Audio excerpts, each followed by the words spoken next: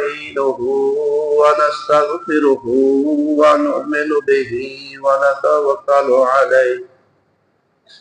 ونعوذ بالله من شرور أنفسنا ومن سيئات أعمالنا من يهده الله فلا مضل له ومن يضلله فلا هادي له أشهد أن لا إله إلا الله وحده لا شريك له وأشهد أن محمدا عبده ورسوله أما بعد فإن أحسن الحديث كتاب الله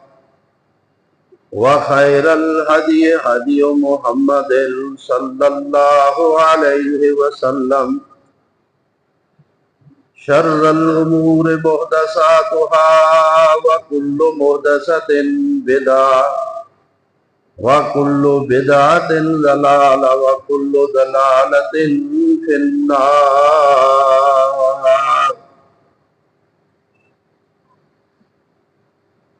اللهم صل على محمد وعلى آل محمد كما صليت على إبراهيم وعلى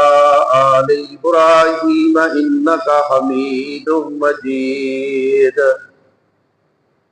اللهم بارك على محمد وعلى آل محمد كما باركت على إبراهيم وعلى آل إبراهيم إنك حميد مجيد رب اشرح لي صدري ويسر لي أمري واحلل عقدة من لساني يفقهوا قولي رب زدني علما رب زدني علما أما بعد فقال تعالى أعوذ بالله من الشيطان الرجيم بسم الله الرحمن الرحيم ألا إن الدين عند الله الإسلام وقال تعالى ومن يبتغي غير الإسلام دينا فلن يقبل منه وقال النبي صلى الله عليه وسلم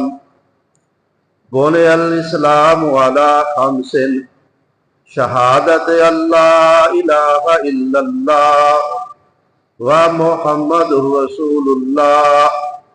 وإقام الصلاة وإيتاء الزكاة وصوم رمضان والحج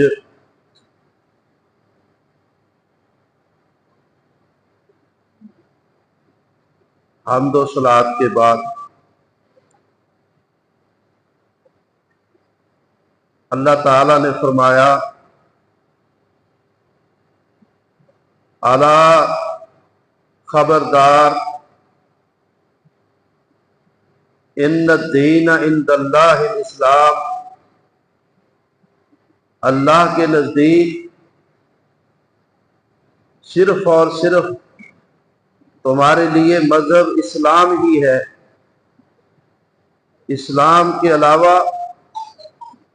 کوئی دین اللہ تعالیٰ نے آسمان سے نہیں اتارا۔ سارے نبیوں کا مذہب بھی اسلام ہی تھا۔ احکام و مسائل میں کمی بیشی ہوتی رہی، توحید ہی بنیاد تھی۔ اللہ کی عبادت اور ہر دور کے نبی کی تعلیمات کے مطابق اللہ کی بندگی، اللہ کی اتاری ہوئی کتاب کے مطابق زندگی گزارنا،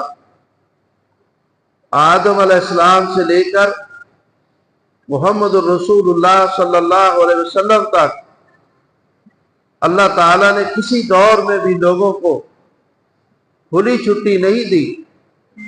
کہ تم جیسے مرضی زندگی گزار لو، جس کی مرضی عبادت کر لو، جس طریقے پر مرضی تم چل لو۔ مرضی صرف اور صرف اللہ کی چلے گی، اور اللہ کے رسول صلی اللہ علیہ وسلم کے اسوہ حسنہ کو اختیار کیا جائے۔ وَمَن يَبْتَغِ غَيْرَ الْإِسْلَامِ دِينًا فَلَن يُقْبَلَ مِنْهُ، جو شخص بھی اسلام کے علاوہ اور کوئی مذہب تلاش کرے گا اس سے ہرگز قبول نہیں کیا جائے گا۔ اسلام سے پہلے نبیوں کی طرف منسوب ان کے